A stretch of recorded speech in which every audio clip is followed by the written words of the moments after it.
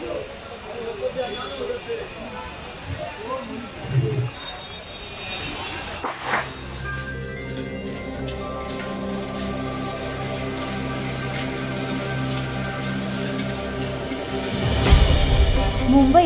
बाप्पाचा उत्सव सुरू होण्यापूर्वीच एक उत्सव सुरू असतो आणि या उत्सवाचा खरा उत्सव मूर्ती असतो मूर्तिकार.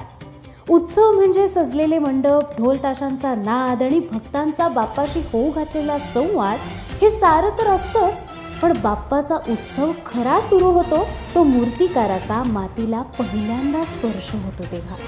मूर्तिकाराचे हात जे मातीला श्वास आणि माणसाला विश्वास देतात. हा प्रवास आहे मूर्तिकाराच्या आयुष्याचा, उत्सव सुरू होण्याआधीच सुरू होणाऱ्या उत्सवाचा. या भागात आपण 2 गोष्टी प्रामुख्याने पाहणार आहोत.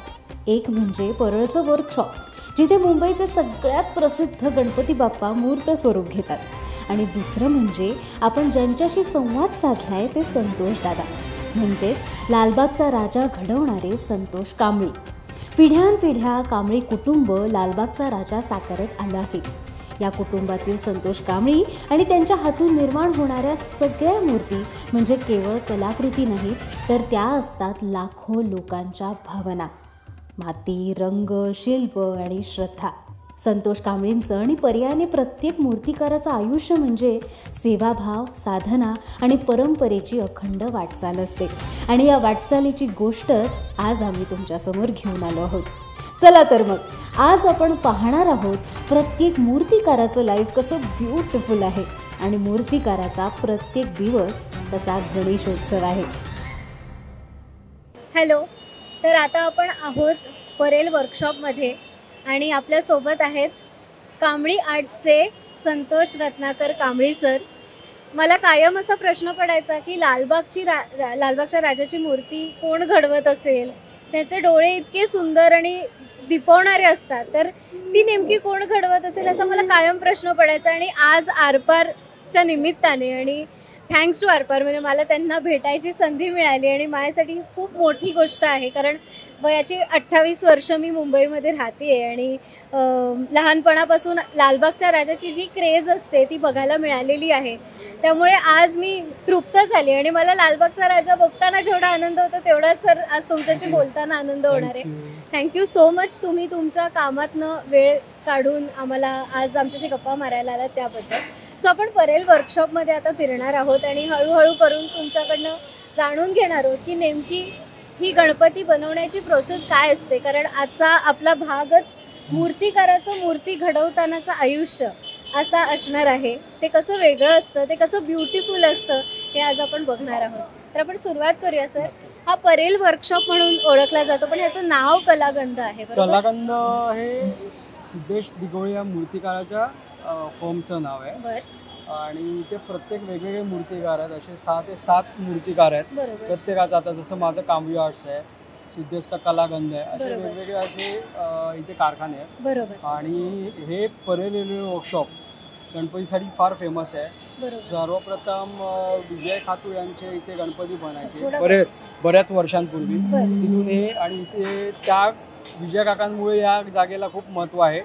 आणि या जागेची एक म्हणजे म्हणतात ना, इतक्या वर्षाची परंपरा आता या बाकीच्या नवीन पिढीने चालू ठेवली आहे. वाव, मला असं वाटतं तुम्ही हे जे म्हणताय ना ते खूप महत्त्वाचं अशा दृष्टीने आहे, कारण एकतर तुमच्या पिढ्यानपिढ्या लालबागच्या राजाची मूर्ती घडवत आहेत आणि तेच म्हणजे आताचा काळ बघता मुलांना काय काय वेगळ्या पद्धतीचे मार्ग किंवा वेगवेगळे गोष्टी उपलब्ध होतात, नवीन नवीन क्षेत्र उपलब्ध झालेले असतात. पण मग तुमचा ह्याच्याकडे बघण्याचा अप्रोच कसा आहे? म्हणजे तुमची पिढी, म्हणजे मला असं वाटतं की मूर्ती घडवण्याची जी कला आहे ती कुठेही शाळेत किंवा कॉलेजमध्ये न शिक्षण घेता त्याचं बाबांनी मला शिकवणं किंवा ती लेगसी पुढे चालवणं, ही जी गोष्ट आहे ही कशी साध्य झाली तुमच्या घराण्यात आणि आता ओव्हरऑल अप्रोच तुम्हाला कसा वाटतो पूर्ण बघायचं? आता माझ्या फॅमिलीचं म्हटलं तर लालबागचा राजा हे माझ्या आजोबांपासूनचं एक सेवा आहे. बरोबर. आज 92 वर्षांनी राजाला आम्ही राजा घडवतोय आणि 1935 पासून माझ्या आजोबांनी ती सेवा चालू केली होती. आणि राजा हा नवसाचा असल्यामुळे ती डायरेक्ट पूजली जाते मूर्ती, ती डायरेक्ट पूजेची मूर्ती आहे. इतर ठिकाणी तुम्ही बघाल तर पूजेची मूर्ती असते ती लहान एक छोट्या स्वरूपात असते ज्याच्यात प्राणप्रतिष्ठा केली जाते, आणि मोठी उत्सवाची असते ती एक शोसाठीच असते, ती फक्त उत्सव मूर्ती म्हणून ओळखली जाते. लालबागचा राजा हा नवसाचा असल्यामुळे डायरेक्ट त्याला पूजला जातात. त्याला तुम्ही बघाल तर छोटी मूर्ती नाही आहे ती. तर आजोबांच्या काळी ती 5 फुटापासून चालू झाली, म्हणजे आजोबांच्या वेळेला ती 5 फुटाची असायची, आणि कालांतराने असं झालं की 5 म्हणजे त्या मूर्तीच्या पुढे एक चलचित्र देखावे असायचे, जेणेकरून तुम्हाला काहीतरी चांगला संदेश देण्यात येईल असं ते मंडळ, म्हणजे आम्ही मंडळातर्फे वगैरे ते दाखवलं जायचं. पण त्यावेळेला असं होतं की मूर्तीला हात लावता येत नव्हता की डोकं टेकता, म्हणजे काहीच, म्हणजे डोकं टेकू शकत नव्हतं आपण पायाला वगैरे. पण नंतर असं आलं की 80च्या दशकापर्यंत आमच्या राजाची हाईट वाढत वाढत वाढत आत्ताची 14 फूट झाली आहे. ती आपसूक वाढत गेली, आणि लोकांच्या मागणीनुसार लोकांनी रिक्वेस्ट केली मंडळाला की काही करा, आमचे नवस पूर्ण होत आहेत, तर आम्हाला एक पावलापर्यंत जायची संधी द्या, आम्हाला डोकं टेकायला मिळत नाही. मग मंडळाने असा निर्णय घेतला की चलचित्र हा प्रकार हा बंद केला त्या लोकांनी, आणि त्याच्यानंतर मग आज तुम्ही बघताय की एक सिंगल मूर्ती तिथे असते, जेणेकरून तुम्ही त्या बाप्पाच्या चरणापर्यंत जाऊ शकता आणि डोकं टेकून बाप्पाचा आशीर्वाद घेऊ शकता. आणि बाप्पाच्या बद्दलच आपण आता बोलायला सुरुवात केली, तर मला वाटतं की बाप्पाची प्रभावळ हा सुद्धा एक खूप महत्त्वाचा विषय आजपर्यंत राहिलाय. मला वाटतं 2018 साल सोडता 2018 साली बाप्पाला प्रभावळ नव्हती, पण अदरवाईज ती जी घुबडाची प्रभावळ होती तर ती खूपच गाजली होती, थोडीशी त्याच्याबद्दल कॉन्ट्रोवर्सी पण झाली होती. तर नेमकं तुमचा त्या बाबतीतची आठवण काय आणि किस्सा काय आहे? तो विषय असा आहे, घुबडाची प्रभावळ हे खूप म्हणजे गाजलं, डोक्यात आलं की काहीतरी आपण नवीन करावं, विष्णू आणि लक्ष्मीचं काहीतरी एक साधारण एकत्रितपणे एकरूप असं कुठेतरी चांगलं म्हणजे स्टोरी व्हावी, असं आम्ही या हिशोबाने घुबडाची प्रभावळ केली. डेअरिंग केली. म्हणजे कसं आहे, घुबड हे आपल्या संस्कृतीमध्ये असं म्हणतात की निगेटिव्ह आहे म्हणून, पण तसं नव्हतं. आज आम्ही अभ्यास केला, साऊथ इंडियन लोक घुबडाला खूप मानतात, आणि घुबड हे लक्ष्मीचं वाहन आहे. तर लक्ष्मीपूजनाच्या दिवशी ती लोक, म्हणजे मोस्टली साऊथ इंडियन कम्युनिटी आहे, त्यांच्या पूजेमध्ये जशी आपण लक्ष्मीपूजनाचा 1-2 तासाचा मुहूर्त असतो, त्या मुहूर्तामध्ये ती लोक ॲक्च्युअल घुबड आणून घुबडाला पूजतात लक्ष्मीपूजनाच्या दिवशी.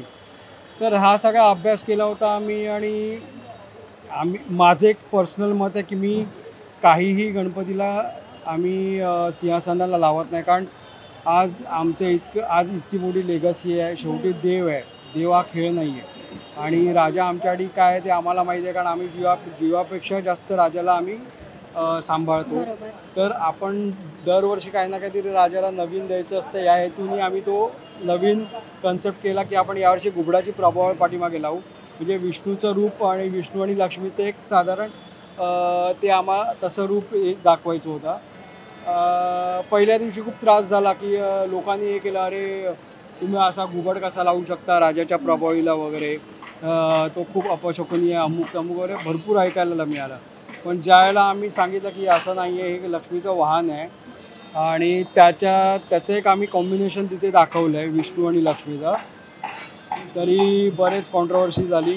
पण दाकृ सोमण आपले जे ज्योतिष आहेत त्यांनी एक चांगली प्रतिक्रिया दिली की आज कांबळीने काहीतरी खूप चांगलं हे केलं की आज लक्ष्मीच्या रूपामध्ये तिचं वाहन ठेवलं आहे पाठीमागे, आणि विष्णूच्या रूपात आपला बाप्पा बसला. त्यामुळे त्या एका पॉईंटवरती ते सगळं म्हणजे जो काही त्रास होता आम्हाला झाला, मंडळ पण टेन्शनमध्ये, आम्ही स्वतः होतो, पण मला स्वतःवर कॉन्फिडन्स होता की आपण काही चुकीचं केलेलं नाही आहे, कारण मी कुठलीही गोष्ट करतो हे गणपतीच्या रिलेटेडच असते.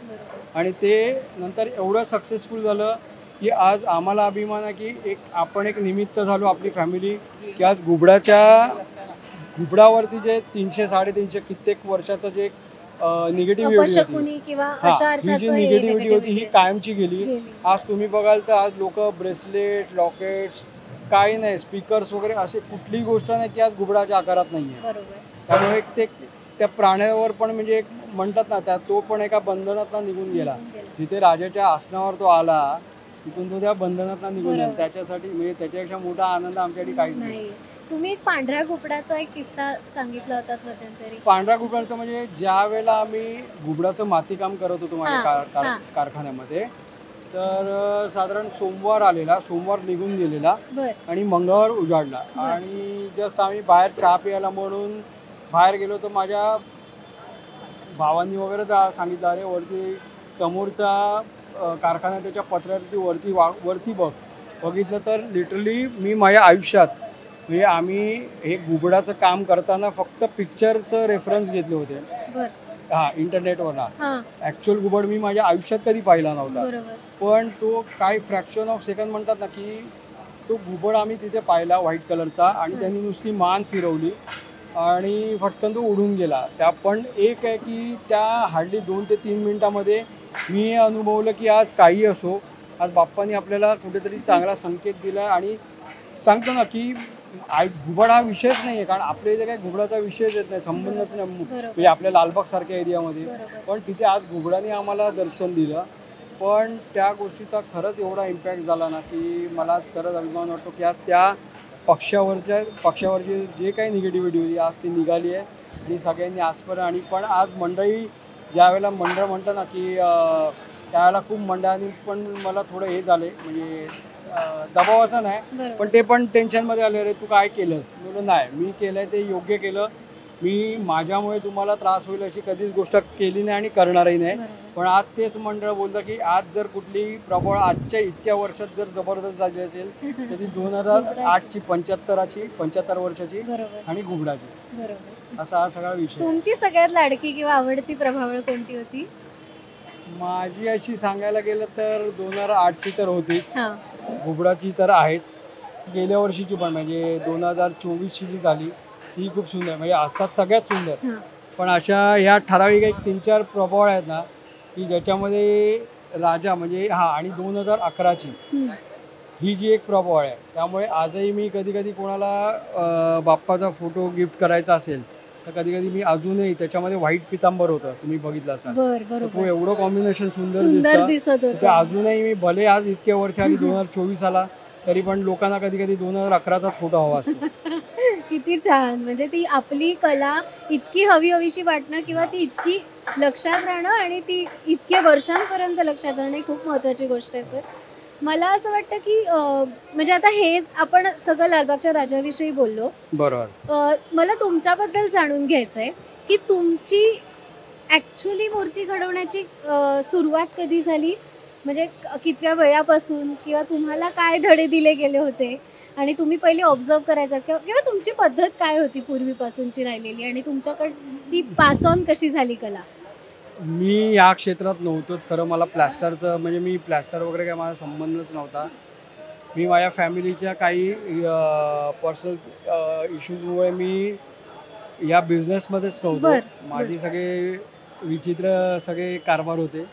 पण पप्पांनी मला 2002 साली माझ्या काकांनी जेव्हा त्यांना जबाबदारी दिली, मोठ्या काकांनी, त्या मोर दॅन 75 इयर्स होते ते, मग त्यांना काय झेपत नव्हतं. मग ते बोलले की बाबा आता याच्या पुढे तू, म्हणजे माझे मोठे काका बोलले पप्पांना याच्या पुढे तू सांभाळ. मग 2002 पासून पप्पांना जेव्हा जबाबदारी दिली त्याच्यानंतर मग त्यांना पण एकट्याला हे असं शक्य होत नव्हतं. आणि आमचा चलचित्र हा पण व्यवसाय होता त्यावेळेला. तर मग तिथून मग पप्पा बोलले की बाबा तू माझ्यासोबत राहा आणि हळूहळू मग या गोष्टीमध्ये इंटरेस्ट घे. एक 4-5 वर्ष मी टाइमपासच केला. मला खरंच इंटरेस्ट नव्हता या गोष्टीमध्ये. आणि ते प्लॅस्टर वगैरे हात घाला, ते ओलं बिलं, म्हणजे सवयच नव्हती ती. पण म्हणतात ना आता काय ठीक आहे, आता पप्पांनी आणलंय जबरदस्ती म्हणा की काही म्हणा, पण माझा हाच हेतू होता त्यांना एकट्यानं त्रास होऊ नये म्हणून मी आपल्या याच्यामध्ये शिरलो. पण एक म्हणतात ना एक वेळ अशी असते की 2007 साली आमच्या घरी ज्या गणपती बसला, ज्या दिवशी आपल्याकडे चतुर्थीला गणपती बसतात, तर दुसऱ्या दिवशी पप्पांना हार्ट अटॅक आला होता. घरामध्ये गणपती 11 दिवसाचा, पण दुसऱ्या दिवशी पप्पांना असं घरात हार्टचा इश्यू झाला आणि ते त्यांना हिंदुजाला ॲडमिट केलं आम्ही. तर त्याच्यानंतर मग डॉक्टरांना कळलं की पप्पा हे राजाचे मूर्तिकार आहेत वगैरे, असं सगळं झालं. आणि तिथून मग त्या पिरियडमध्ये मी पूर्ण म्हणजे म्हणतात ना एकदम म्हणजे खचून गेलो होतो. कारण एवढं सगळं आलं तर आता कुठेतरी सिरियसनेस यायला पाहिजे. म्हणजे ठीक आहे, आतापर्यंत खूप मजा मस्ती आली, पण माझ्या नशिबाला 2007 नंतर 2008ला राजाचं 75वं वर्ष आलं. त्यामुळे मग त्यानंतर मग मी एकदा जे घुसलो, म्हणजे तिथून मला जे बाप्पाचं महत्त्व कळलं, कामाचं महत्त्व कळलं, देव काय आहे, सगळ्या गोष्टी मला चांगली माणसं तसे माणसं भेटली. हे साऊथ इंडियन आहेत, मी दत्त मंदिरात जातो, ते गुरुजी सगळे साऊथचे आहेत. त्या लोकांनी मला ट्रेन केलं. मी शाळेत अभ्यास नाही केला, मी 10वी नापास आहे. हां, फ्रँकली सांगतो 10वी नापास आहे. कसा बसा करून ऑक्टोबरला पास झालो, 12वी केली आणि शिक्षण सोडून दिलं. कारण मला घर सांभाळायचं असल्यामुळे मी पुढे काही जास्त इंटरेस्ट घेतला नाही कुठल्या गोष्टीमध्ये. पण ह्या गोष्टीमध्ये असं झालं की 2008 नंतर मग मी या गोष्टीमध्ये सिरियस झालो माझ्या या बिझनेसमध्ये. आणि 75ला मग लोकांना पण हळूहळू जसं महाराष्ट्र टाइम्स आहे किंवा असे बरेच न्यूजपेपर आहे, मीडिया सगळ्या मीडियानी आम्हाला लोकांसमोर आणलं. कारण 75 म्हटल्यानंतर राजाची 75 म्हणजे खूप काहीतरी वेगळा विषय होता. त्याच्यामुळे कळायला लागलं की अरे हा राजा कोण बनवतो, तर कांबळी बनवतात. मग त्या निमित्ताने हळूहळू आमचे चेहरे समोर यायला लागले. पण तोपर्यंत म्हणजे लोकांना माहितीच नव्हतं. कारण लोक यायचे बाप्पाला बघायचे आणि निघून जायचे. लोकांचं ध्यान कुठे असणार आहे, डोळ्यापाशी असणार, चरणापाशी असणार, डोकं टेकलं की आपले निघाले तसं. त्यामुळे मूर्तिकार केक बनवणारे हे कोण काय संबंधच नव्हता त्यावेळेला. पण ह्या गोष्टीनंतर मग हे असं करत गेलं, मग मला इंटरेस्ट नाही. आणि मी स्वतः धार्मिक आहे, त्यामुळे मी माझ्या कुलदेवीला, म्हणजे माझी भद्रकाली आई मालवणमध्ये रेवंडीला, तर तिचं मी म्हणजे ती आणि आमचे गुरु आहेत साईबाबा आणि आराध्य दैवत आपलं गणपती म्हणजे राजा, या तिघांची सेवा माझी प्रचंड असते. म्हणजे आमचं पूर्ण म्हणजे त्यांच्याशिवाय आमचं आयुष्य नाही आहे, ही आमची ताकद आहे. आणि त्यांच्यामुळे आज आम्ही म्हणजे तुम्ही हे जे सगळं बघताय फक्त त्यांच्यामुळे, आणि तिघांच्या आशीर्वादामुळे आणि माझ्या आजोबांच्या पुण्याईमुळे हे कधीच शक्य झालं नसतं. तर ह्या सगळ्या गोष्टी अशा आहेत की मग मी जेव्हा इंटरेस्ट घेतला, आज इतके वर्ष आली असं मी बघताय की आज मुंबईचं किंवा महाराष्ट्राचं पूर्ण म्हणजे म्हणतात ना गणेशोत्सवाचं स्वरूपच आपल्या राजांनी बदलून टाकलं. हे आम्ही कधी ध्यानीमनी नव्हतं आमच्या. बरं, लोक म्हणतात तुमची जगात कला एक नंबरला आहे, तर हे आता मी नाही सांगू शकत, स्वतः बोलणं चुकीचं आहे. पण मी असं नाही म्हणणार. पण एक आहे की आज एवढा अभिमान वाटतो आम्हाला की आपल्या कलेनी आपल्या मुंबई महाराष्ट्राला जगभरात नेऊन ठेवलं राजाच्या माध्यमातून. आणि आज त्याच्या पलीकडे म्हणजे राजाच्या पलीकडे काहीच नाही आहे. हा मोठा आशीर्वाद आमच्या फॅमिलीसाठी. बरोबर. आता मी थोडंसं खोलात जाईन. म्हणजे मूर्ती घडवतानाचे म्हणजे आता आमच्यापर्यंत सुद्धा तुम्ही जसं म्हटलं की देवबाप्पाचं दर्शन आणि पायापाशी त्याच्या डोकं ठेवणं, ह्याच्या पलीकडे मूर्ती घडण्याची जी प्रोसेस असते ती आम्हाला माहितीच नसते किंवा ती लोकांपर्यंत पोचलेली नसते. तर आज मला ते या आपल्या सगळ्या एपिसोडच्या निमित्ताने मला पोचवायला नक्की आवडेल. म्हणजे मगाशी बोलता बोलता एक दादा म्हणाला की लालबागच्या राजाच्या मूर्तीचा साचा हा दादरला बनतो आणि मग नंतर ती त्याच्या ओरिजिनल मंडपात आणून बैलगाडीतून आणली जाते. तर ही बैलगाडीतनं का आणली जाते हा प्रश्न मला पडला तेव्हा. तर तो म्हणाला की तू दादांनाच विचार. नाही, ॲक्च्युली दादर नाही, माझं चिंचपोळीला कारखाना आहे. बरोबर. दादरला आहेच, पण आता डेव्हलपमेंटमुळे आम्ही आता सध्या तो शिफ्ट झालो. बरोबर. पण असं असतं की राजाचे जे पार्ट्स आहेत, हात वगैरे सगळे, ते आमच्या कारखान्यात काढले जातात. आणि त्याच्यानंतर मंडळाची पूर्वीपासूनची एक प्रथा आहे की राजाला न्यायला ते लोक बैलगाडीच घेऊन येतात, पूर्वीपासूनची. यात कित्येक वर्ष आली असतील त्यांची ती प्रथा आहे. मग ते मंडळाचे जवळजवळ 100 कार्यकर्ते, सगळ्यांना तो उत्साह असतो की राजाला आणायला जायचं. मग राजाला ते सगळे बाप्पाचे जे पार्ट्स आहेत ते सगळे तिकडे घेऊन जातात. आणि जसे ज्या दिवशी नेले की त्याच्यानंतर लगेच आम्ही दुसऱ्या दिवशी बाप्पाला उभं करायला चालू करतो. अशी ती प्रथा आहे. जेव्हा आता 3 पिढ्या, मला वाटतं तुमची 4थी पिढी आहे, 3री पिढी आहे जी लालबागच्या राजाची मूर्ती घडवते, तर या पिढ्यांनी तुम्हाला तुमच्यापर्यंत ही जबाबदारी जेव्हा पोहोचवली तेव्हा असं काही स्पेसिफिक गोष्टी सांगितल्या होत्या का की ही जबाबदारी आहे जी लक्षात ठेवशील कायम? असं काही ऑब्विसली, होतं? कारण आजोबांनंतर माझे आजोबा मधुसूदन धोंडूजी कांबळे बरोबर. त्यांनी सुरुवात केली 35 मध्ये. त्याच्यानंतर 1960 नंतर माझे मोठे काका व्यंकटेश मधुसूदन कांबळे त्यांनी चालू केली. बरोबर. त्यांच्यानंतर जसं बोललो की त्यांचं वय झाल्यानंतर त्यांनी ही जबाबदारी माझे पप्पा रत्नाकर मधुसूदन कांबळे त्यांना 2002 साली हँडओव्हर केलं. बरोबर. आणि त्यांच्यासोबत मी आजपर्यंत मी आणि पप्पा आम्ही एकत्रच करतो एकत्रच आहोत. का? पण एक आहे की पप्पांच्याच मार्गदर्शनाखाली मी तयार झालो. आणि जसं मी म्हटलं की एकदा आपल्याला देवाचं महत्त्व कळलं आणि शेवटी कला आहे. बरोबर. आज लोक कलेच्या माध्यमातून राजाला बघायला येतात. लोकांना राजा का आवडतो, ही आपली कला, आपली आर्ट आहे. बाकीचे गणपती कसे आहेत सगळे म्हणजे तुम्ही बघाल तर प्रत्येक याच्यामध्ये असे हेल्दी गणपती दिसते, पण आमचा गणपती स्लिम आहे. तर ही जी कला आहे ती माझ्या आजोबांची आहे, जी त्यांनी स्टोरीप्रमाणे फॉलो केली. जसं स्टोरी म्हणजे पूर्ण आपलं जे कथेप्रमाणे, जसं माणसाचं शरीर आणि हत्तीचा चेहरा बरोबर पुराणामध्ये त्या पद्धतीने आम्ही ते फॉलो केलं. म्हणून ती थोडीशी म्हणून आमची माणसं माणसाळलेली. आणि सगळ्यांना असं वाटतं की म्हणजे बाप्पा राजा आज लोकांना राजावरची जी श्रद्धा आहे, राजा आपला का वाटतो लोकांना, कारण आज ते कोणतरी तिथे आपलं वडीलधारी बसलंय.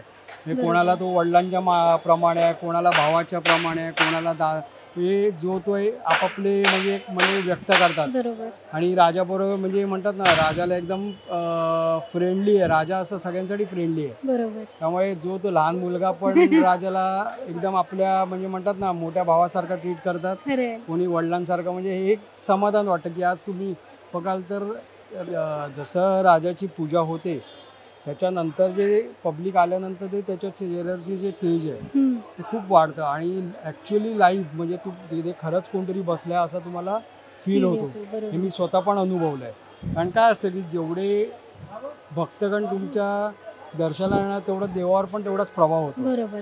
त्यामुळे हे सगळे किती छान आहे. म्हणजे हा अप्रोच मला आता पहिल्यांदा कळतोय की देवबाप्पाला कसं वाटतंय हे सुद्धा आपल्याला नोटीस होणं हे खूप महत्वाची गोष्ट वाटते. आणि त्याच्यानंतर आमची कशी आहे की राजाची बसायची जी एक हे ठेवण आहे आमची, ती राजेशी आहे. म्हणजे थोडा क्रॉस बसवायचा, चेहरा थोडा टिल्ट असतो आमचा हलका. त्याच्यामध्ये काय भाव असतात की आता आपलं समजा आपल्याला कोणतरी भेटायला आहे तर आपण लाडानी बघतो, अरे ये मला भेट, ते भाव आम्ही राजावर ठेवले. त्यामुळे ते हे सगळ्या गोष्टी आहेत. हे मी सगळं शिकलो माझ्या पप्पांकडनं, काकांकडनं. आणि मी बोललो ना एकदा ते आता कसं आहे आमच्या रक्तात भिनलंय. सकाळी म्हणजे म्हणतात ना, कधी तुम्ही रात्री 2 वाजता उठवलं आणि बोललं राजा बनव, तरी ते म्हणतात ना नसामध्ये राजा आमच्या. त्यामुळे आमचं आयुष्यच राजा आहे. हे बस एवढंच आहे की आज शेवटपर्यंत तू आमच्या सेवेत ठेवू, हीच आपण प्रार्थना करीन काय बाप्पा. तुम्हाला म्हणजे आता तुम्ही विषय काढलाच आहे म्हणून विचारते की तुमचं दैनंदिन जीवन कसं असतं जेव्हा उत्सव सुरू व्हायचा असतो, किंवा हे जे आत्ताचे 2 महिने आहेत तेव्हा नेमकं तुमचं रुटीन काय असतं? रुटीन म्हणजे सगळं ते म्हणजे आता बघा प्रत्येकाच्या लाईफमध्ये वेगवेगळं आहे. प्रत्येक जण तिथे बरेच मूर्तिकार आहेत. प्रत्येक मूर्तिकाराची प्रत्येकाची लाईफ वेगळी आहे. बरोबर. तिथे माझं असं आहे की मला माझी फॅमिली सांभाळून सगळं करावं लागतं. माझी मम्मी नाही आहे, मम्मी लहानपणीच गेल्यामुळे कसं आहे आज माझी मिसेस, माझा छोटा मुलगा, माझे पप्पा ह्या सगळ्यांना सांभाळून प्रत्येकाच्या सगळ्यांच्या घरच्या सगळ्या बाजू सांभाळून, म्हणजे एक म्हणतात ना की आईची बाजू सांभाळून म्हणजे पूर्ण मार्केटिंग, भाजी आणा, अमुक आणा, हे सगळं मला करावं लागतं. आणि मला त्यात काही लाज नाही आहे, कारण माझी आईच लहानपणी गेल्यामुळे मला ह्या सगळ्या सवयी आहेत. त्याच्यानंतर भले मम्मी नसल्यामुळे पण तिने माझ्यात चांगला गुण दिला. मी जेवण करतो, आज बरेच वर्ष आले मी कुठलंही जेवण करू शकतो, व्हेज नॉनव्हेज वगैरे. त्यामुळे मला तोही पार्ट आहे की मी कधी कधी मूड आला की मी घरी जेवण बनवून पण इथे येतो. तर इथून गेल्यानंतर पण जेवण, ह्या सगळ्या गोष्टी आहेत. त्यामुळे मी दोन्ही बाजू एकदम म्हणजे एन्जॉय करतो. मला फॅमिली पण तेवढीच महत्त्वाची आणि माझा बिझनेस पण तेवढाच महत्त्वाचा आहे. पण बिझनेस जरी म्हटलं तरी ही बिझनेसपेक्षा ही माझ्यासाठी एक भावना आहे आणि ही मोठी जबाबदारी आहे. कारण मी काय म्हटलं की आज एक कांबळी कुटुंब म्हणून आज कलेच्या माध्यमातून आपण मुंबई महाराष्ट्राला जगभरात हे करतोय. म्हणजे आपल्या कलेच्या माध्यमातून आपण लोकांपर्यंत पोहोचवतोय. त्यामुळे हे आपल्यावर खूप मोठी जबाबदारी आहे. आणि तेच एक सांभाळायचा मी प्रयत्न करतो. मला आता मूर्त्यांविषयी विचारायचं आहे की लालबागच्या राजाचं तर तुम्ही सांगितलंच, पण जसं की आपण मगाशी म्हणत होतो की सुरुवात आम्हाला एवढीच कळते, म्हणजे पाय चरणाशी त्याच्या लीन होणं आणि त्याचं मुखदर्शन होणं. याच्या पलीकडे मूर्तिकार मूर्ती घडवताना नेमक्या काय काय गोष्टी करत असतो किंवा कशा कशातनं जात असतो ते सांगा. आम्ही जशी सुरुवात करतो मूर्ती बनवायला, ज्या मंडपात आम्ही मूर्ती घडवतो तिथे मी पहिला आधी माझ्या कुलदेवी भद्रकाली आईची पूजा करतो. तिचा फोटो लावून मी तिची पूजा करतो आणि त्याच्यानंतर मग गणपतीच्या पाटाची पूजा करून मग बाप्पा उभा करायला घेतो आणि स्टेप बाय स्टेप मग त्या सगळ्या गोष्टी चालू असतात. ह्याच्या आधी 2 महिने आधी जसं गणेश मुहूर्त पूजन होतं, जे पाद्यपूजन म्हणून फेमस आहे, तर गणेश मुहूर्त पूजन हा असा एक विषय आहे, तो फक्त पहिला राजाचाच होता. सुरुवातीला माती पूजन होत, ऍक्च्युली ती माती पूजन असतं, पण नुसती माती ठेवण्यापेक्षा आम्ही ठरवलं की बाबा एक चांगला त्या मातीला आकार देऊ म्हणून पावलाचा आकार देतो आणि त्याची पूजा केली जाते. पूजा करून त्याची आणि गणपतीच्या नावाने एक सुपारी असते, तर त्या दोन्ही गोष्टींची पूजा झाल्यानंतर त्या दोन्ही गोष्टी मला 2 महिने सांभाळाव्या लागतात, जोपर्यंत आपला गणपती पूर्ण होत नाही तोपर्यंत. आणि गणपती पूर्णत्वाला आला कलर करण्यापूर्वी आम्ही तीच माती ही बारीक तुकडे करून गणपती बाप्पाच्या हातापायामध्ये सोडतो आणि राजाच्या नावाने जी सुपारीची पूजा केलेली असते ती सुपारी राजाच्या उजव्या मांडीमध्ये सोडतो. त्यामुळे हे जे सत्व आहे आणि हे जे काही त्याची ऊर्जा आहे ते काय आहे ते नंतर तुम्हाला या 10 दिवसात त्याच्या पूर्ण चेहऱ्यावरती, म्हणजे पूर्ण बाप्पाच्या रूपातच तुम्हाला ते दिसून येतं की त्याचा जो लाईव्हनेस आहे, त्याचं सगळं रिझन ते. आम्ही स्वतः धार्मिक आहे आणि प्रत्येक गोष्ट ही मला राजाची कटाक्षाने आणि पाळत लागते आणि मी त्या बाबतीत खूप स्ट्रिक्ट आहे. मी जराही त्याच्यामध्ये कॉम्प्रोमाइज नाही, कारण देवाचं हे म्हणजे हे सगळं सांभाळणं, पूजा अर्चा करणं वगैरे ह्या खूप महत्त्वाच्या गोष्टी आहेत. आणि प्रत्येक वेळेला जेव्हा मी राजाची पूजा म्हणजे राजाजवळ जातो त्या नेहमी दोन्ही ठिकाणी पूजा करून राजाचं काम करत असतो. जर का आता स्टेप बाय स्टेप विचारायचं झालं तर म्हणजे पहिला म्हणजे मला जर का समजावून सांगू शकलात तर छान होईल की एक बेस असतो, मग त्याच्यानंतर मूर्ती घडते, मग त्याच्यानंतर रंगकाम, असं मला थोडंसं बायफर्केट करून ऐकायचं. पहिला आधी जसं मी म्हटलं की आईची पूजा केली की मग बाप्पाला आम्ही पहिलं बाप्पाला वरती बसवतो पाटावरती. मग ज्या आकारात मला बसवायचं आहे त्या आकारामध्ये बसवल्यानंतर बाप्पाचे हातपाय जॉईंट झाले, चेहरा वगैरे सेपरेट पार्ट्स असतात ते एकत्र आम्ही करतो. आणि जी राजेशाही पूज आहे, म्हणजे मी जसं म्हटलं की थोडं क्रॉस बसवणं वगैरे, ह्या सगळ्या गोष्टी झाल्यानंतर ते झाल्यानंतर मग स्टेप बाय स्टेप मग त्याचं फिनिशिंग होतं. पण त्याला वेळ जातो, म्हणजे हे 1 दिवसाचं काम नाही आहे. कमीत कमी 1 ते 6 महिना का पकडायचा, कारण पावसाचे दिवस हे लगेच सुकत नाही गणपती. तर मग बाप्पाचं मग जसं जसं फिनिशिंग व्हायला फायनल फिनिशिंग म्हणतो आपण, फायनल जाळी लागली की मग आम्ही हळूहळू कलरला चालू करतो आणि कलरला मग परत व्हाईट बेस मारला जातो. त्याच्यानंतर मग बॉडी टोन आला की मग शेडिंग आली. शेडिंग नंतर मग त्याच्यानंतर जे महत्त्वाचं काम आहे ते फायनल डोळे वगैरे आखणी येते आणि हे आखणीचं काम हे माझे पप्पा करतात. हां, तो एक त्यांचा मान आहे. इतके वर्ष जवळजवळ झाले, आज त्यांचं वय 83 आहे आणि त्याच उत्साहाने ते आज राजाच्या डोळ्याचं काम करत असतात. कारण पूर्ण राजाचे जे पूर्ण म्हणतात ना, पूर्ण जो जीव आहे तो त्या डोळ्यांमध्ये आहे. आज तुम्ही जसं मी म्हटलं की तुम्ही चारही बाजूनी बघाल तर तुम्हाला प्रत्येक ठिकाणी 4ही दिशेला राजाच्या गर्दी उभी असते, पण प्रत्येकाला हेच वाटतं की राजा माझ्याकडे बघतोय. ही खासियत आहे माझ्या पप्पांच्या कलेची. तुम्हाला सगळ्यात जास्त कठीण कोणतं काम वाटतं गणपती बनवतानाच? कठीण असं ऑब्व्हियसली कठीण तर सगळंच आहे, नो डाऊट. म्हणजे ती जबाबदारी आहे. मी काय म्हटलं ना की ही राजा ही आपल्या उत्सवाची जबाबदारी आहे. कठीण असं काय, म्हणजे आता काय आलं की आम्ही जेवढं बाप्पाला सेवा देतो हे ती पण कमीच आहे, पण जे पण काय देतो त्याच्यानंतर लोकांच्या अपेक्षा वाढतात की अरे या वर्षी अमुक आहे, पुढच्या वर्षी काय असणार. बरोबर. मग हे एक वेगळं प्रेशर असतं. म्हणजे ही जबाबदारी असते की सतत काहीतरी चांगलं आणि ह्याच्या ट्रेंड आम्ही चालू केला स्वतः त्यामुळे कसं आता ते आम्हाला पण एक मजा एन्जॉय करायला मिळते आहे. म्हणजे एक काय म्हणतात ना, एक एक प्रकारची परीक्षा पण आहे ती, की दरवर्षी काही ना काही. कारण आज आपल्या बाप्पाचं जे सिंहासन वगैरे जे काय आहे ना, हे एक ट्रेंड झालेलं आहे, ट्रेंड. त्यामुळे ह्या वर्षीचं जे आसन असेल किंवा काय असेल ते इमिजिएटली नेक्स्ट इयर रेप्लिका त्याची अख्ख्या मार्केटमध्ये येते. हे गणित झालेलं आहे. बरोबर. त्यामुळे काय नाही. आणि ठीक आहे, आनंद वाटतो की चला आपल्या कलेवरती आज बऱ्याच लोकांचा रोजगार आहे. त्यामुळे राजा हे ते माध्यम आहे. त्यामुळे तोच एक मोठा आशीर्वाद आहे आपल्याला. बरोबर. मगाशी तुम्ही म्हणत होतात की लालबागच्या राजाचे डोळे, तर कुठलाही माणूस कुठूनही बघत असला राजाकडे तर त्याला असं वाटतं की राजा आपल्याकडेच बघतोय. मला त्याच्याबद्दल एक छान वाटतं की त्याचं स्मितहास्य. म्हणजे मी स्मित हा शब्द मुद्दामून वापरते कारण ते असं मोठं लाफ्टर किंवा मोठं हसू नाही आहे किंवा अगदी धीरगंभीर चेहरा नाही, तर खरोखर मिश्किल एक भाव आहे त्याच्या चेहऱ्यावर. तर तुम्हाला असा त्याचा भावलेला चेहऱ्यातला फरक किंवा जो लोकांना नोटीस होत नाही अशी एखादी गोष्ट मला प्लीज सांगा.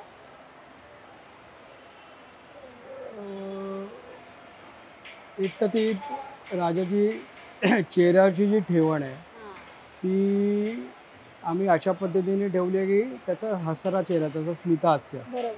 कारण ज्यावेळेला आपण राजाला बसवतो, आम्ही ज्या पोजमध्ये बसवतो, तिरक राजेशाही म्हटल्यानंतर थोडा खांदा सरकलेला असतो, एक वर असतो, थोडा पुढे असतो, तर हाताची पोझिशन वगैरे म्हणजे एक तो जो एक ऐट आहे बाप्पाची.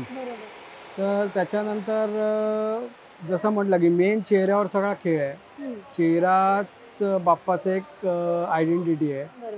तर त्याच्यात मी मगाशी म्हटलं की एक आपली व्यक्ती किंवा कोणी म्हणजे आपण आपली आवडती व्यक्ती आली लाडाने बघतो, अरे मला भेट, तो हा जो सगळा भाव आहे तो त्याच्यावर तुम्ही बघता.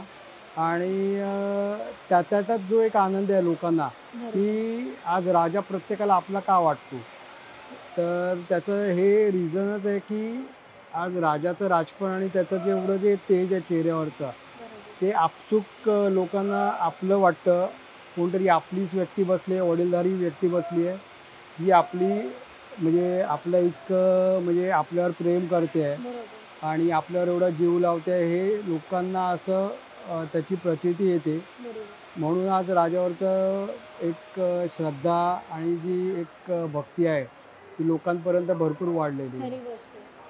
मूर्तिकाराच्या नजरेतनं आता उत्सव कसा बदलला, म्हणजे पूर्वी काय होतं जे आता आहे अजूनही टिकलंय, किंवा काय होतं पण आता ते तेवढं चालत नाही किंवा प्रचलित नाहीये. ह्याच्यामध्ये कसं आहे, प्रत्येक मूर्तिकार हा वेगवेगळा आहे. प्रत्येकाची आर्ट वेगळी आहे, प्रत्येक मंडळं वेगळी आहेत, प्रत्येक मंडळांचे विचार वेगळे आहेत. आमचं मंडळ असं आहे की आज माझी जेवढी मंडळ आहेत ही सगळी जी आहेत ती राजाचे भक्त आहेत. आणि विविध म्हणजे मुंबईत आहेत, महाराष्ट्रात आहेत, गुजरातला आहेत, दिल्ली, अमुक बऱ्याच ठिकाणी आहेत. ते फक्त राजाला फॉलो करतात. जसं राजापर्यंत आम्ही पोचू शकत नाही, तर आम्हाला तुमच्या हातून राजाची प्रतिकृती द्या, जेणेकरून आम्ही आमच्या जे कुठे राहत असतील तिथे आम्ही ती स्थापन करू. म्हणजे महाराष्ट्रामध्ये कोल्हापूर आहे, कोल्हापूरचा राजा आहे, बावड्याचा राजा आहे, रत्नागिरीचा राजा आहे, जयगडचा राजा आहे, हे प्रत्येक एरियामध्ये, विट्याचा राजा आहे सांगलीला. तर असे प्रत्येक ठिकाणी माझे गणपती बसतात. ते फक्त याच हेतूने माझ्याकडनं घेतले गेलेत की आम्ही राजापर्यंत येऊ शकत नाही, तर आम्हाला राजाची सेवा करायची, तर आम्ही आमच्या इथे त्या बाप्पाला बसवून त्याची सेवा करू, तिथे आमचे जे काही नवस असतील ते फेडू. तर तो एक लोकांचा आनंद आहे. त्यामुळे आम्ही हे जपलं आहे की आज आम्ही आमचा उत्सव जपला आहे. म्हणजे आपल्या याच्यात कुठेच कॉम्पिटिशन नाही, फक्त एवढंच आहे की लोकांना राजावरची श्रद्धा आज मुंबईपर्यंत येत नाही, म्हणून आम्ही इथे येऊन सगळे लोक चरणी त्याच्या पाया पडतात, नतमस्तक होतात आणि बाप्पाचे आशीर्वाद घेतात. आणि जर उत्सवाचं बाकीचं जर एक स्वरूप बघितलं आत्ताचं, तर प्रत्येकात डिपेंड्स. म्हणजे प्रत्येका कोणी काही अजून काय काय ठिकाणी चलचित्र हा प्रकारही जिवंत आहे. जसं आमचं माझ्या आजोबांनी सांगायला अभिमान वाटतो की जवळजवळ 100 वर्षापूर्वी माझ्या आजोबांनी चलचित्र हा प्रकार मुंबईमध्ये इंट्रोड्यूस केला होता. त्याच्यात हालचालीच्या मूर्त्या वगैरे असायच्या, आमचं प्रदर्शन असायचं, कांबळी प्रदर्शन वगैरे. तर मी पण आत्ता गेले काही कोविडच्या आधीपर्यंत चलचित्र कुठे ना कुठेतरी ते द्यायचो. पण कोविडनंतर असं ट्रेंड झाला की राजाचं जसं आता राजमहल वगैरे बनायला लागला, तिथून हा सगळा ट्रेंड चालू झाला आणि मग चलचित्र हळूहळू बंदच झाली. हार्डली आता कुठेतरी मग लोकांना चांगले संदेश देण्यापुरता मग कुठेतरी थोडेफार चलचित्र केले जातात. ती प्रथा अजून लोकांनी सांभाळली आहे. पण बरंच हे बदललेलं आहे आता, म्हणजे ट्रेंड खूप बदललेला आहे. फक्त माझं म्हणणं एवढंच आहे की म्हणजे तुम्ही उत्सव जपायला पाहिजे. आजच्या तारखेला कॉम्पिटिशन करण्यापेक्षा उत्सव जपणं हे खूप महत्त्वाचं आहे आजच्या पिढीला. तर हेच मी सगळ्यांना एक विनंती करेन की बाबा म्हणजे कुठेही कॉम्पिटिशन करण्यापेक्षा आपला उत्सव कसा आपल्याला चांगल्या तऱ्हेने टिकवता येईल ह्याच्यावर जास्त भर द्यावा. माझ्या दृष्टीने हे सगळंच खूप फॅसिनेटिंग अशासाठी आहे, कारण मी तुमच्याकडे असं बघते की लालबागच्या राजाला बघण्यासाठी शेकडो लाखो लोक एवढ्या रांगा लावतात, एवढे कष्ट करतात आणि रात्र त्या लाईनमध्ये उभे राहतात. या सगळ्यामध्ये तुम्ही लालबागच्या राजाला बघणारे पहिले असतात. ह्याच्याबद्दल मला एक वेगळीच आत्मीयता वाटते तुमच्याबद्दल, की लालबागचा राजा पहिला तुम्ही बघता, म्हणजे तुम्हीच तो घडवताय असाच त्याचा अर्थ आहे माझ्या बोलण्याचा. तर तेव्हा काय भावना असते, म्हणजे मूर्ती अख्खी पूर्ण झाल्यानंतर एक कलाकार म्हणून दरवर्षी काय भावना असते मला? पहिल्या दिवसापासून जसं बनवायला घेतो मी, म्हटलं बनवायला पहिल्या दिवशी माझी अख्खी फॅमिली माझ्यासोबत असते. गणपती उभा करतो आम्ही, ज्या वेळेला बाप्पाला बसवतो त्यावेळेला सगळे एक आवड म्हणून आम्ही सगळे एकत्र असतो. बाप्पा बसून झाल्यानंतर मग त्याच्यानंतरचा पूर्ण 1.5 महिना ते पेंटिंगच्या दिवशी परत सगळी फॅमिली पूर्ण तिथे असते. पण तो मधला जो 1-1.25 महिन्याचा काळ असतो तिथे फक्त मी आणि माझे ठराविक 2-3 कारागीरच असतो. बाकी तिथे कोणाला मी आणतच नाही, कारण फक्त फिनिशिंगचं काम असतं तिथे.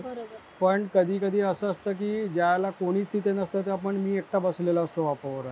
त्यामुळे एक म्हणतात ना, एक त्या जागेचं जे एक पावित्र्य आहे की आज एकरूप बाप्पाशी एकरूप होणं. आणि मी कधीच बाप्पाकडे कुठलीच गोष्ट कधी मागितली नाही, मी कधीच नाही, म्हणजे मला ती अशी मी कधी सवयच ठेवली नाही. पण एक आहे की बाप्पांनी स्वतःहूनच आज जर आपल्याला एवढ्या गोष्टीसाठी निवडलं आहे तर आपल्याला आपली जबाबदारी कळायला पाहिजे. आणि आज मला हे अभिमान वाटतो की मी कुठलंही शिक्षण न घेता, मी ना जेजेचं आहे ना काहीच नाही, मी माझ्या कारखान्यात फक्त शिकलो. माझ्या घरामध्ये जे स्कूल ऑफ आर्ट्सचे 7 जण आहेत. माझ्या पप्पांपासून माझ्या भावांपर्यंत डिग्री होल्डर, डिप्लोमा होल्डर सगळे असे आहेत. पण मी माझ्या परिस्थितीमुळे मी कुठे शिकलो नाही. पण आज बाप्पांनी मला जे देवाचं म्हणजे जो मी देवाचा अभ्यास केला, म्हणजे मी शाळेत अभ्यास कधीच केला नव्हता. जसं मी म्हटलं मी नापास झालो होतो. पण इथे आल्यानंतर मला देवाचा अभ्यास मी भरपूर केला, जेणेकरून कुठेतरी हा नुसता माझ्यासाठी धंदा नाही आहे किंवा बिझनेस नाही आहे. जसं मी म्हटलं की लालबागच्या राजाचं जेव्हा आम्ही काम चालू करतो डे 1ला, त्या दिवशी माझी अख्खी फॅमिली तिकडे असते. आणि एक पेंटिंगच्या दिवशी ज्या वेळेला पप्पा डोळे काढतात त्या दिवशी सगळी फॅमिली असते. पण त्यातला मधला जो पिरियड आहे जवळजवळ 1-1.25 महिन्याचा, त्याला फक्त मी आणि माझे कारागिरी तिथे असतो राजाजवळ. आणि बऱ्याच टेन्शन्स असतात. मी असं नाही म्हणत की मी 100% आहे, तिथेही चुका होत असतात, काही ना काहीतरी मायनस प्लस चालूच असतं. पण त्याच्यातही बाप्पाला घडवणं म्हणजे ते पण एक मोठं हे आहे, म्हणजे म्हणतात ना ती पण एक मोठी परीक्षा आहे. आज बाप्पा पण परीक्षा घेत असतो. नाही असं नाही की भले ते आज आमच्या रेग्युलर हातचं काम झालं असेल असं वाटतं, लोकांना वाटतं अरे खूप सोपं आहे, तसं नाही. पण प्रत्येक जबाबदारीचं काम आहे. प्रत्येक बाप्पाचं प्रत्येक गोष्ट आम्हाला सांभाळून करावी लागते. आणि जसं मी म्हटलं की आज मी कुठलंही शिक्षण न घेता या क्षेत्रात आहे. माझ्या पप्पांनी मला इथे आणलं. आज कालांतराने मला आवड निर्माण झाली, मी पूर्ण डेडिकेटेड झालो. कारण मला आज हे म्हणतात ना, आज माझं आयुष्य या बाप्पाशिवाय नाही आहे. किंवा प्लॅस्टर ज्या प्लॅस्टरमध्ये मी खेळलो त्याच्यातनं आज आपला बाप्पा घडतो. तर आज त्या बाप्पाशी आपल्याला आयुष्य शून्य आहे. आणि हेच सांगायचं कारण आहे की ह्याच्या मागचा हेतू काय की आज तुम्ही कुठलंही काम एकदम 100% मनापासून करा. त्याची जेव्हा तुम्हाला व्हॅल्यू कळते त्या गोष्टीतनं तुम्हाला माहिती आहे की आपल्या कलेतून जेव्हा तुम्ही इतरांना आनंद देता, त्याचं आज उत्कृष्ट उदाहरण लालबागचा राजा आहे. आज मला तेच अभिमान वाटतो की आज काही न शिकता फक्त पप्पाच्या मार्गदर्शनाखाली, काकांच्या मार्गदर्शनाखाली आज आपण एवढं जे काय घडवलं, आज आम्ही जे घडवलं त्याची कमाई आज जी काय कमाई आहे ती ही फक्त बाप्पाच्या चरणी येणारी गर्दी आहे. ही बघताय, ही अख्ख्या जगात ना तिथे येते. ह्याच्यापेक्षा मोठं म्हणजे मोठा आशीर्वाद काहीच असू शकत नाही. हे आमच्यासाठी काहीच असू शकत नाही. आणि त्याच्यामागे हेच माझं अजून एक इंटेन्शन असं आहे की आज आपलं मुंबईचा उत्सव, महाराष्ट्राचा उत्सव गणेश उत्सव आहे. आणि आज हा परंपरा आहे, आपली संस्कृती आहे, हे टिकवणं हे आपलं कर्तव्य आहे. आज आपल्या कुटुंबावरती एक मोठी जबाबदारी राजाच्या माध्यमातून आहे, जेणेकरून आपण आज हा उत्सव मुंबई महाराष्ट्राचं आपण मुंबई महाराष्ट्राला जगभरात रिप्रेझेंट करतो. त्याचं हे राजा हे उत्कृष्ट उदाहरण आहे. आणि आज गणेशोत्सवाचं ऐकणच झाल्यामुळे हे म्हणजे त्याला कोणी नाकारू शकत नाही. त्यामुळे मला एक अभिमान वाटतो की आज आपण एवढी जी काही सेवा केली आहे त्याचं हे योग्य फळ बाप्पांनी आपल्याला दिलेलं आहे. तुम्ही आता म्हणालात की तुमचे बाबा फक्त डोळे करतात लालबागच्या राजाचे, तुम्ही त्यांना ऑब्झर्व करता ते करताना? ऑब्व्हियसली करतो, मला पण इच्छा होते डोळे करायची. पण कसं आहे, कॉन्सन्ट्रेट सगळ्याच गोष्टी म्हणतात ना, सगळेच म्हणजे असं मी कसं सांगू शकतो, सगळे आपण ऑलराऊंडर नाही बनू शकत. प्रत्येक आता तुम्ही बघितलं की माझ्या कारखान्यात आल्यावर बघितलं की इकडे गणपती उभं करणं, गणपतीची जागा, इकडे सगळं आजूबाजूला एवढ्या सगळ्या गोष्टी पसरलेल्या आहेत. त्याच्यामध्ये मला अजून 15-20 गणपती उभे करायचे आहेत. हा सगळा विचार, हे सगळ्या टेन्शनमध्ये जर मी हा विचार केला की मला डोळे पण काढायचे आहेत, तर त्याच्यासाठी पण कॉन्सन्ट्रेशन लागतं. आणि त्याच्यात कॉन्सन्ट्रेट व्हायला प्रॉपर म्हणजे पूर्ण माइंड एकदम सेट पाहिजे. माइंडमध्ये काहीच तुमचे दुसरे विचार नाही पाहिजे. त्यामुळे मी अजूनपर्यंत त्या गोष्टीवर पडलेलो नाही. पण मला खरंच इच्छा आहे कधी ना कधी ते मी नक्कीच काम पूर्ण करेन. बाप्पा करून घेईलच तुमच्याकडनं नक्कीच. आणि आम्ही थांबलोय तुमची कलाकृती बघायसाठी. आपण आत्ता ज्या परेल वर्कशॉपमध्ये बसलोय, तर वर्कशॉप ही अशी जागा आहे जी म्हणजे बाहेरच्यांचा उत्सव जेव्हा सुरू होतो तेव्हा हा वर्कशॉप एकदम सामसूम असतो. बरोबर. आणि तेव्हा मूर्तिकाराची भावना काय असते, म्हणजे एकदा मूर्ती त्या व्यक्तीपर्यंत किंवा त्या मंडळापर्यंत पोहोचवली, सुपूर्त केली, की मग मूर्तिकाराची काय भावना असते? लगबग असते, 2 ते 3 महिन्याची लगबग असते. आणि सगळे उत्साह म्हणजे आज आम्ही इथे 5-6 मूर्तिकार आहोत. सगळे आमचं म्हणजे भावंडांपेक्षा जास्त एकमेकांची मजा मस्ती चालू असते. प्रत्येकाची आर्ट वेगळी आहे, पण प्रत्येकजण आपापल्या जागेवरती नावाजलेला आहे, प्रत्येक मूर्तिकार. आणि जशी प्रत्येकजण आपापल्या मूर्त्या करून जशा ते आपापल्या जागी जातात, आणि ॲट द एंड सगळं झाल्यानंतर हा पूर्ण कारखाना जेव्हा एकदम खाली होतो त्याला ते एकदम भकास होतो.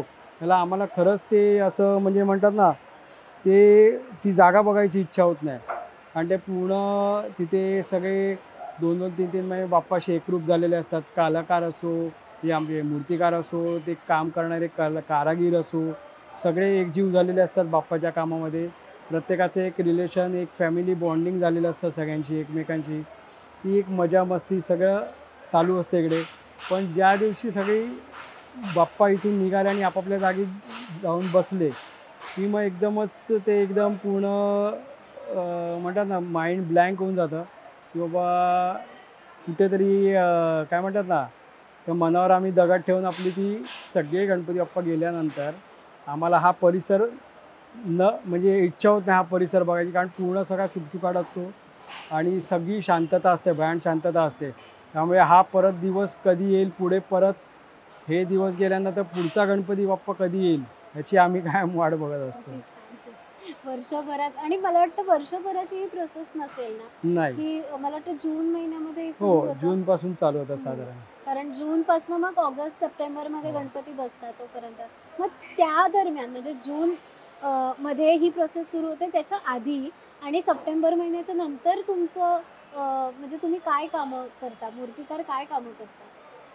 प्रत्येकाचा वेगवेगळे बिझनेस, प्रत्येकाचं म्हणजे प्रत्येक मूर्तिकाराचा वेगवेगळा बिझनेस आहे. बरं. जसं आता माझं गणपतीचं काम झालं की आम्ही फायबर मटेरियलमध्ये स्टॅच्यूज वगैरे बनवणं, बरं. बऱ्याच गोष्टी. म्हणजे जसं मी म्हटलं चलचित्रात जे स्टॅच्यूज वगैरे असतात बरोबर. तसे ॲज पर रिक्वायरमेंट आम्ही मूर्त्या बनवत असतो. आर्टवर्क्स असतात मोठे मोठे वेगळे. त्याच्यानंतर आता जर एक साधारण उदाहरण दिलं तर शिर्डीला तुम्ही जर आता गेला असाल ॲट प्रेझेंट या मधल्या काळामध्ये, तर शिर्डीला पालखी उद्यान केलेलं आहे. पालखी उद्यान 4 नंबर गेट पालखी गार्डन केलं आहे, बरोबर. तिथे बाबा असे पाणी ओतत आहेत, बरोबर. ह्याच्या पायाखालचं जे कमळ आहे ते मी केलेलं आहे. ते जवळजवळ 35 फुटाचा घेर आहे तो, आणि पूर्ण ते मुव्हिंग आहे. पण झालं असं आहे की ते मुव्हिंग ऑपरेटिंगसाठी त्यांना कोणी प्रॉपर व्यक्ती भेटत नसल्यामुळे ते आता सध्या ते ओपनच ठेवलं आहे. आणि आता तो सगळा शिर्डीचा एक म्हणतात ना, एक असा पॉईंट झाला आहे, सेल्फी पॉईंट झालेला आहे, सेंटर ऑफ अट्रॅक्शन झालं आहे. आणि म्हणजे बरेच रील्स येतात त्याच्यामध्ये. आता आपलं कमळ ते दाखवलं जातं. खूप बरं वाटलं. ती सेवा आहे. बाबांनी मोठं काम दिलं. कारण आम्ही बाबांचे असं सांगायला गेलं तर आमची फॅमिली ही सर्वप्रथम साईबाबांची भक्त आहे. माझे आजोबा हे बाबांचे 2020 पासूनचे भक्त आहेत. आणि माझे आजोबा एकदम म्हणजे म्हणतात ना कट्टर साई भक्त. त्याच्यानंतर तेच सगळं आमच्यामध्ये उतरलं, माझ्या वडिलांमध्ये, माझ्यामध्ये. आणि हे करता करता माझे आजोबा 1946 ते 1952 मध्ये संस्थांचे सभासदही होते, ते शिर्डी संस्थांचे. तर ही सगळी पुण्याई आहे. मी म्हटलं ना की आज शिर्डीचं रामनवमी उत्सव आणि दसरा उत्सव हा एक आमचं द्वारकामाई मंडळ म्हणून आहे. त्याच्यामध्ये आम्ही स्वतः हे आहोत, एक मेंबर आहोत. त्याच्यामध्ये आम्ही सगळे कॉन्ट्रीब्युशन करून साईबाबांचा उत्सव तिथे साजरा करतो. शिर्डीची 4ही मंदिरं जी आहेत मेन महत्त्वाची, ती 4ही मंदिर परिसर तिथे सजवतो. आणि जसं राजाचा वगैरे कसा गणेश गल्लीचा मोठा गेट असतो, तसा गुरुस्थानच्या बाहेर मोठा गेट आम्ही कॉन्ट्रीब्युशनमध्ये आम्ही सगळे मिळून उभा करतो. तो उत्सवामध्ये खूप म्हणजे सगळ्यांना माहिती झालं ते. तर वेगवेगळे असे गेट आम्ही करत असतो. त्याच्यानंतर माझ्या कुटुंबाने एक 2003 साली बाबांचा जो मेन रथ आहे, बाबांचा साई रथ आहे, त्याच्यावरती आम्ही आमच्या कुटुंबातर्फे बाबांना हनुमानाची मूर्ती जी आहे ती मेन रथावरती विराजमान आहे, ती आम्ही बाबांना अर्पण केलेली आहे. तर अशा बऱ्याच गोष्टी आम्ही केलेल्या आहेत. त्याच्यानंतर बाबांच्या दर्शन रांगेमध्ये काचेमध्ये अशा स्टोरीज आहेत ज्या बाबांच्या अध्यायावरती आहेत. तुम्ही त्याला म्युरल म्हणतात. तर ते सगळे म्युरल असे काचेचे लावलेले आहेत, तेही आम्ही केलेले आहेत. तर ही सगळी आमची कामं आहेत. पण हे काही गोष्टी आमच्या सेवेमध्ये पण आहेत, काही आम्ही एक व्यवसायाच्या हिशोबाने पण झालेल्या आहेत. पण बऱ्याच ठिकाणी असे आमच्या स्टॅच्यूज, माझ्या मूर्त्या ऑल ओव्हर वर्ल्डमध्ये गेलेल्या आहेत. म्हणजे स्वित्झर्लंड, हॉलंड, ऑस्ट्रेलिया, त्याच्यानंतर US, UK, कॅनडा. कुठल्या मूर्त्या गणपतीच्या आहेत, वेगवेगळे देवांच्या मूर्त्या आहेत, वेगवेगळे स्टॅच्यूज आहेत, कुठे प्राणी आहेत वगैरे. अशा वेगवेगळ्या टाईपची कामं आहेत. ही सगळी आमच्या वेगवेगळ्या कंट्रीजमध्ये गेलेली आहे. आणि ही ती त्या दरम्यान चालत असते. ही जी मधल्या वेळेमध्ये ही कामं करतो, ही सगळी आम्ही त्या मधल्या पिरियडमध्ये करतो. जसं कोणाचं काही रिक्वायरमेंट असेल त्याप्रमाणे आपण ती कामं करणार असतो. पण शेवटी तो गणपतीचा उत्सव जो असतो तो वेगळाच पडतो. त्यामुळे एक्झॅक्टली यातली जी एनर्जी किंवा ही जी वाईब आहे ती खूप सुंदर. आणि ही पण कामं जी आली आहेत, ही आउट ऑफ इंडियाची मोस्टली, जी कॅनडा वगैरे, ही सगळी जी बाहेरची जी कामं आहेत, ही फक्त आणि फक्त राजामुळे आली. राजाचं काम बघूनच लोकांनी आम्हाला शोधलं. आणि मग कुठलीही मूर्ती असो, कुठल्याही देवाची मूर्ती का बाबा नाही, तुमच्या हातून आम्हाला ही मूर्ती काढवायची. या निमित्ताने आम्हाला हे सगळे योग आले आणि इथपर्यंत आपली कला आम्ही पोचवायची. हॉलंडला सुद्धा आमचं, ॲम्स्टरडॅमला म्युझियममध्ये काही स्टॅच्यूज आहेत. तर ह्या सगळ्या गोष्टी एक निमित्त आमचा राजा आहे, त्याच्यामुळे आज आपली कला तिथपर्यंत पोचते. तुम्ही जसं की आता म्हटलं की पिढ्यानपिढ्या तुमचा हा व्यवसाय चालू आहे आणि लालबागच्या राजाच्या मूर्तीचं इतकं मोठं काम तुमच्या घराण्याकडनं केलं जातं, तर आता तुम्ही तुमच्या पुढच्या पिढीकडे कसं बघता? पुढची पिढी म्हणजे आता माझा मुलगा जो आहे तस्मय 3 वर्षाचा आहे, पण त्याला पण आवड आहे. म्हणजे मी ज्यावेळेला तो 6 वर्षाचा होता त्यावेळेला त्याला माझा हात पकडून आम्ही राजाची सुरुवात जेव्हा करतो पेंटिंगची, तेव्हा त्याला नख काढायला दिले, पायाचे नख काढायला दिलेले. त्यावेळेला तो 6 वर्षाचा होता. तर तिथून ते त्याला एवढं ते म्हणजे तो भले त्यावेळेला लहान होता, तर आता त्याच्यानंतर त्याला कळायला लागलं. त्याला मी फोटो दाखवत गेलो. जसं त्याचं वय वाढला, 1.5-2 वर्षाचा झाला, तर त्याला कळायला लागलं की मग तो आता स्वतःहून बोलतो राजा पेंटिंग राजा. मग त्याच्यानंतर 2.5 वर्षाला तेव्हा तो स्वतःहून मग त्यांनी ब्रश घेऊन स्वतः स्ट्रोक्स, भले ते वाकडे तिकडे असतील, पण मग त्याच्या हातात ब्रश दिला. मग त्यावेळेला हात न पकडता त्यांनी नख काढायचा राजाचे प्रयत्न केले. तर ते एक मी आता त्याला एक ती सुरुवात देतो की बाबा चल तू ॲटलिस्ट राजाचं तिथून, भले ते पुढे आपल्याला माहीत नाही ते आवड त्यांची, म्हणजे कुठली गोष्ट ही आपण जबरदस्ती कोणाला लादू शकत नाही. पण शेवटी कसं आहे ते जीन्स आहेत, ते आहे, त्याला आवड आहे, पण ते नक्की तो आवडीने करायला ही माझी अपेक्षा आहे. किती छान. आम्हाला असं म्हणजे आम्हाला असं कळलंय की तुमचे सेलिब्रिटीजकडे पण गणपती बसतात, म्हणजे ते साहजिकच आहे, राजाच एवढा मोठा सेलिब्रिटी आहे की बरेच हो. म्हणजे काय काय मराठी इंडस्ट्रीजमधले आहेत, बॉलिवूडमधले आहेत. केदारदादांनी माझ्या लाईफमधली पहिला गणपती त्यांनी आपल्या हातून बसवलेला, केदार शिंदे त्यांनी आपल्याकडनं चालू केला होता. चिन्मय मांडलेकरचा मी बसवायचो. त्याच्यानंतर मग कालांतराने असं झालं, काही गोष्टी कोविडनंतर मग बऱ्याच चेंजेस झाल्या, त्यामुळे मग ते गणपती चिन्मयनी मातीची छोटी बसवायला चालू केली. अशा बऱ्याच मग गोष्टी म्हणजे कमी झाल्या. त्याच्यानंतर बॉलिवूडमध्ये म्हटलं तर मी शिल्पा शेट्टीचा घरचा गणपती करतो, रेमो सरांच्या घरातला करतो. दोघंही राजाचे कट्टर भक्त आहेत.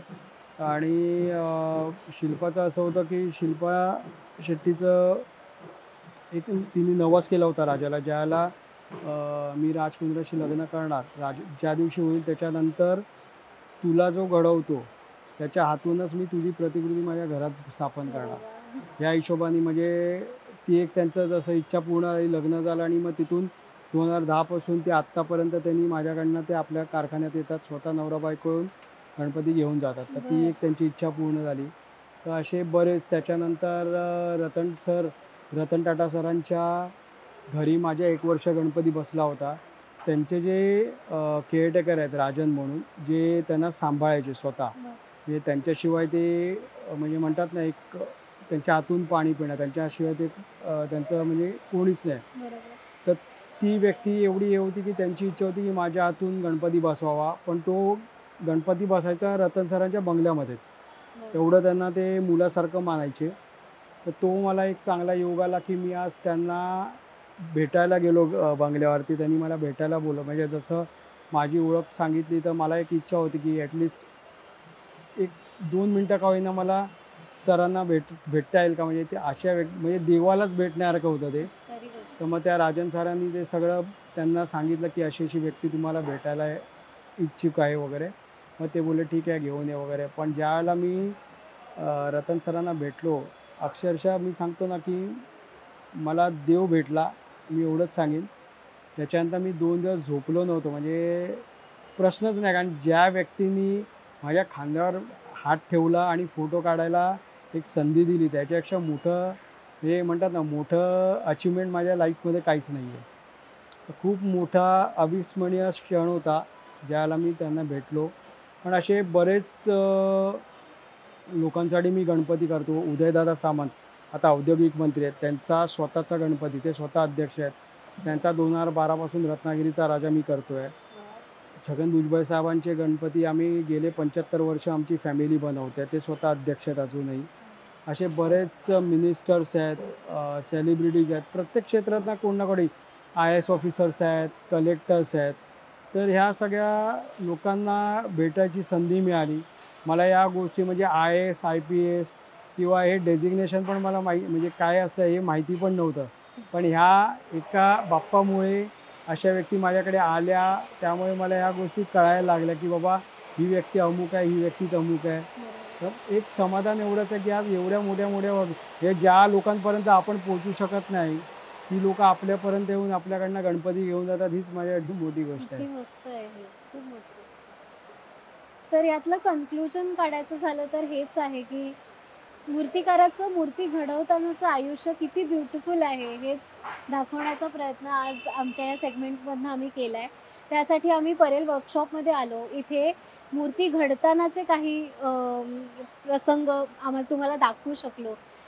ती छायाचित्रणं तुम्ही बघितल्यानंतर तुम्हाला लक्षात येईल की हे फक्त आपल्या घरात मूर्ती आणून बसवणं इतकंच नाही आहे, तर त्याच्या मागे खूप लोकं खूप वेगवेगळ्या पद्धतीची मेहनत करत असतात आणि त्यांचं त्या कामामध्ये ते एन्जॉय करत असतात, ते मजा घेऊन ते काम करत असतात आणि हे सरांच्या बोलण्यामध्ये पण आपल्याला जाणवलं. त्यामुळे मी स्वतः खूप एन्जॉय केला आहे हा एपिसोड आणि अगदी जवळचा वाटलेला आहे. त्यामुळे मला मजा आली. तुम्हाला हा एपिसोड कसा वाटला मला नक्की कळवा आणि असेच नवीन एपिसोड्स बघण्यासाठी आरपार यूट्यूब चॅनलला सबस्क्राईब करायला विसरू नका. धन्यवाद.